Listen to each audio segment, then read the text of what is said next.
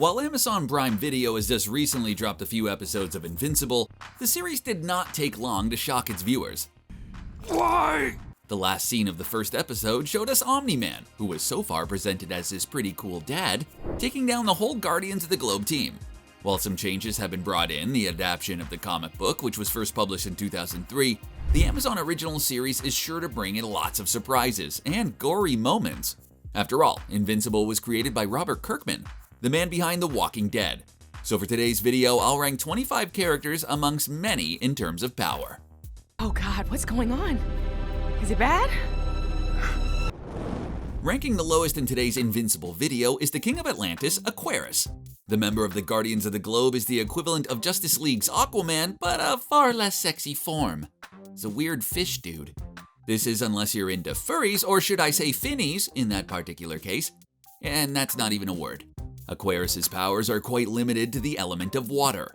While he's fast and quite agile for a fish, Finally, some action! He's sort of a waterbender who can mainly shoot water at a straight angle or a very powerful water gun. Granted, he was useful when defeating the Mauler Twins during the White House attack, but against stronger foes, he basically just ended up making them wet.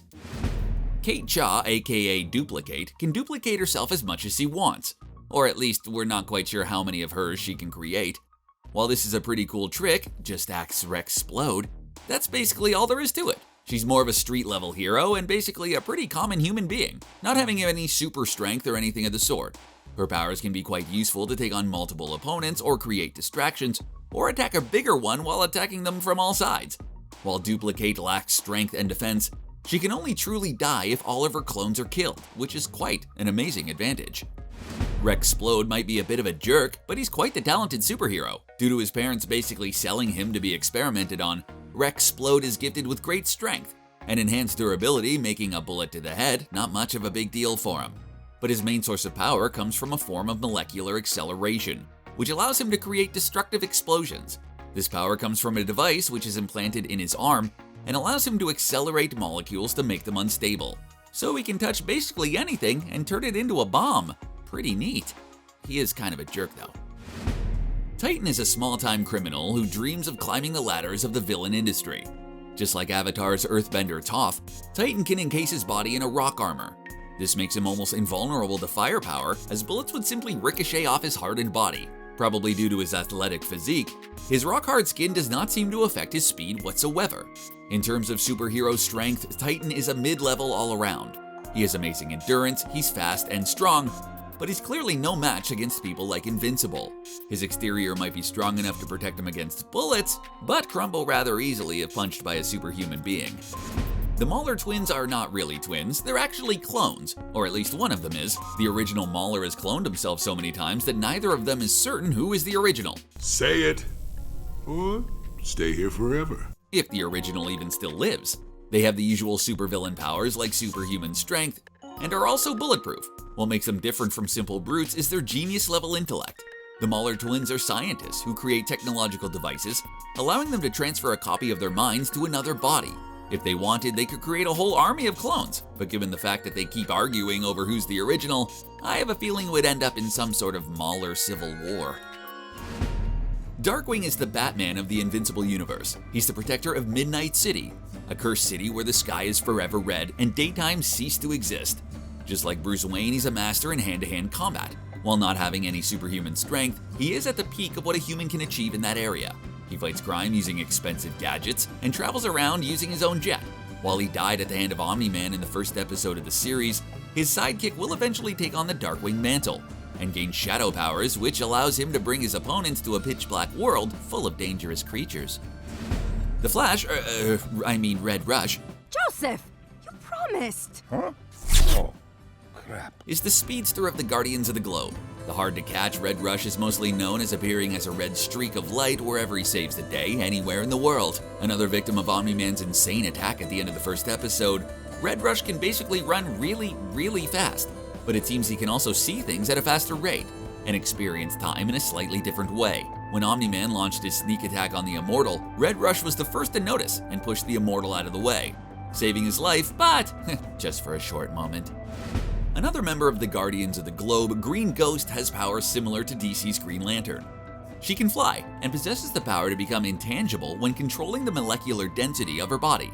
This comes in handy to evade an opponent's attack, as their fist would literally go through her without hurting her. She can also perform what we call phasing, which means she can pass through any physical objects, making any fortress accessible to the Green Ghost. These ghostly skills may come in handy to evade, escape, or even save lives, as she can share her intangibility. But when she gets back to her solid form, she becomes rather vulnerable. Just ask Omni-Man. War Woman is Invincible's take on DC's Amazonian warrior Wonder Woman. When it comes to super strength, she's one of the stronger members of the Guardians of the Globe, but she's also one of the toughest. Having skin as strong as diamond, she can withstand any powerful hit, as long as it doesn't come from the Viltrumite Omni-Man, obviously. She's also pretty good in battle, as we've seen her swing her mace against the Mauler Twins, voiced by the incredible Lauren Cohen, who played Maggie in The Walking Dead. It's a shame we won't get more of the powerful Amazonian on screen in later episodes, 'cause she did. Amanda, or Monster Girl, is a little girl with Hulk transforming abilities. Contrary to Bruce Banner, her powers were not given to her by a gamma bomb explosion, but by being cursed by an overprotective grandmother. While she was traveling to Europe during a class trip, she fell for a local boy, and while being warned to stay away from him by his grandmother, she kept seeing him in secret. Displeased with all that smooching, the old witch turned her into a monster. Thankfully, she eventually succeeded in controlling her transformation, but another problem arose. She was aging in reverse every single time she would turn back to her human form. It's like a super gnarly Benjamin Button. Martian Man is, like his suggestion, a man from Mars. While his powers are not really any different from any other Martians, they make all the difference down here on Earth. As one of the members of the Guardians of the Globe, Martian Man used his shape-shifting abilities to fight against evil. He can literally become whatever he pictures in his mind. The green-skinned hero also has elasticity powers quite similar to Fantastic Four's Mr. Fantastic, making it easy for him to reach anything far away and even entangle an enemy as he stretches his body around them. His flight ability and regeneration also make him one great superhero from outer space. Doc Seismic is one crazy supervillain. While we've seen the mad genius wreak havoc at Mount Rushmore, this is only a little taste of what he can actually achieve. Doc Seismic's main power is called geokinesis, or terrakinesis, pick your favorite. This makes him able to move and manipulate the element of Earth in any form, be it rocks, sand, mud, or to some extent magma. By controlling magnetic fields using special bracelets, he's able to fly around, but to a very limited height. Little spoiler alert, but in the comic books, he eventually even realizes he has the power to control underground creatures, and even becomes one of them to some extent, as Volcanica turns him into some kind of devilish magma creature. So Sequids are kinda like these alien squid-like pink brain creatures that attach themselves to a host in order to control them. They are like the Aliens franchise of facehuggers, but hang out in thousands, and reproduce like crazy. While without a host, they are basically harmless. Once they're attached to someone, they share one single mind across all of the species. And let me tell you, that mind has one thing in mind, and it's to take over the planet they land on. Well, they had bad luck when they ended up on Mars, since Martians are immune to their powers. Let me tell you, things did not go well when one of those creatures infiltrated Earth. The only creatures who have a chance against these villains are the ones with impenetrable skin, like the Immortal or Invincible. The Immortal was one of the Guardians of the Globe's massacre victims, but with a name like that, people believe he won't stay down for long. The Immortal has been living for thousands of years, and has quite an array of OP powers. The leader of the Guardians is basically Wolverine without the claws, the ability to fly, and can hold his breath in space. He possesses a long list of powers like accelerated healing, invulnerability to most things, superhuman endurance, superhuman strength, and regeneration. Like the name exists, he's also immortal, but someone has to reconnect all of his parts in order for him to be resurrected. If not, he won't truly die, but stay in a sort of coma, never to wither away. Ugh. David Anders has the power to transform into a giant red Tyrannosaurus Rex when he's too bored or indifferent. David and Dinosaurus are the equivalent of Jekyll and Hyde, but crossed with Jurassic Park. Ooh. While David remembers everything Dinosaurus does, he does totally control him. The giant dino's goal is a complex one, as he wants to destroy big cities who are responsible for most of the world's pollution. So he's kind of like an eco-terrorist of some sorts, placing bombs to wipe out entire cities. When in dino mode, David gains powers he does not possess when in human form, like accelerated healing, enhanced intellect, invulnerability, and superhuman strength, to name only 3. Now, if you haven't read the comics and want to keep some sort of mystery around Robot, you might want to skip this entry. Robot's main source of power is the brain that controls him. Rudolph Corners has been living with a condition that prevents him from leaving a pod filled with water. The air itself is toxic to his skin and could kill him in an instant. With the help of the Mauler Twins, he even created a new body for himself as he downloaded his mind into a clone of Rex Splode. With his new body, Robot is able to walk around freely while also controlling his robotic body simultaneously. At some point, he even goes full Iron Man and creates himself a mecha suit to join the team during battle. If you thought Sequids were gross, wait until you see the mess that Angstrom Levy becomes after trying to transfer all of his multiverse selves knowledge into his head. Levy is one of Invincible's real true nemesis, and he just keeps coming. Another mad genius, he became disfigured after Invincible intervened and tried to stop the Mauler Twins who were helping him at the time. Seeking vengeance, he uses his dimensional travel powers to open portals, where he gathered an impressive number of allies, like the alternate universe Invincibles who teamed up with him to attack Earth. Adam Eve might not be a super soldier or an OP alien, but what she lacks in physical strength, she makes up for in magical girl-style superpowers. Her abilities are similar to My Hero Academia's Creedy, as she can manipulate matter and energy at the subatomic level, creating whatever she wants seemingly out of thin air.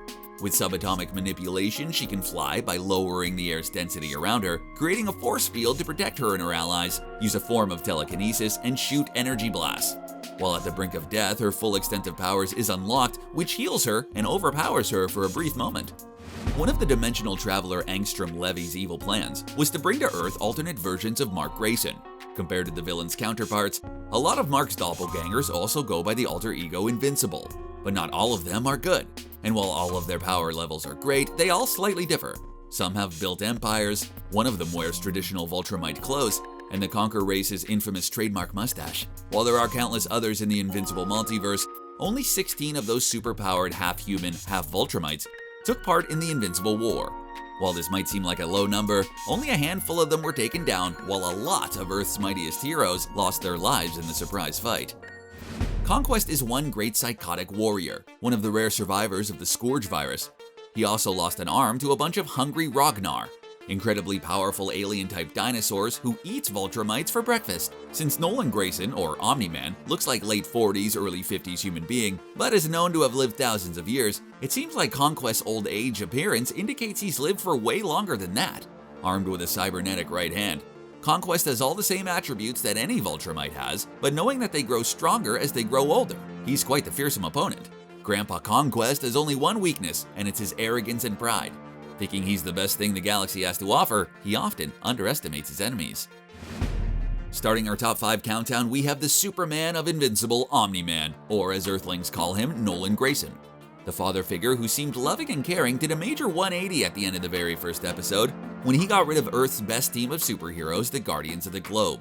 All of this in only a few minutes.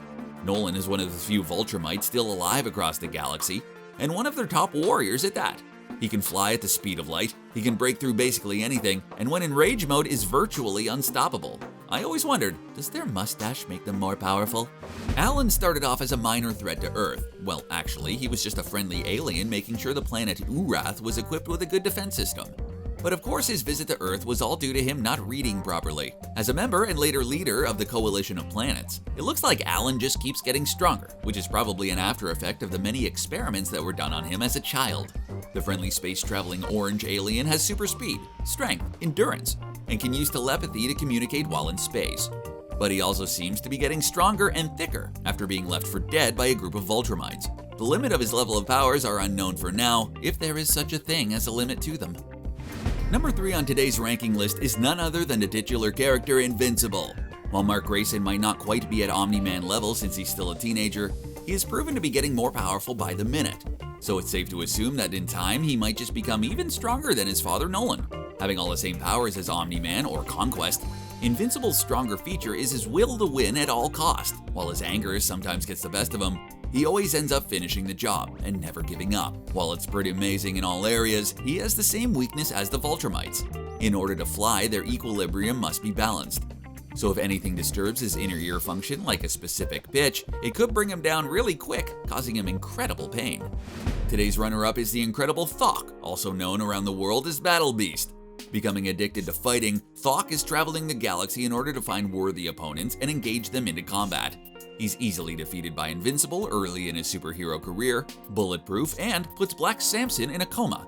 The lion-looking beast who has super everything is strong enough to kill Vultramites, and even hold his own against the OP Thragg.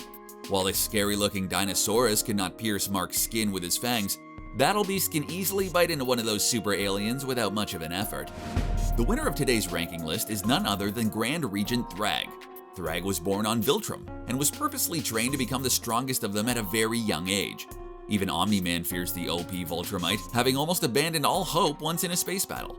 While Thragg did have a hard time while battling Thok, he ended up being victorious against one of the universe's strongest warriors. Thragg is the definition of evil itself. He would go at any length to keep the fragile Viltrumite empire alive.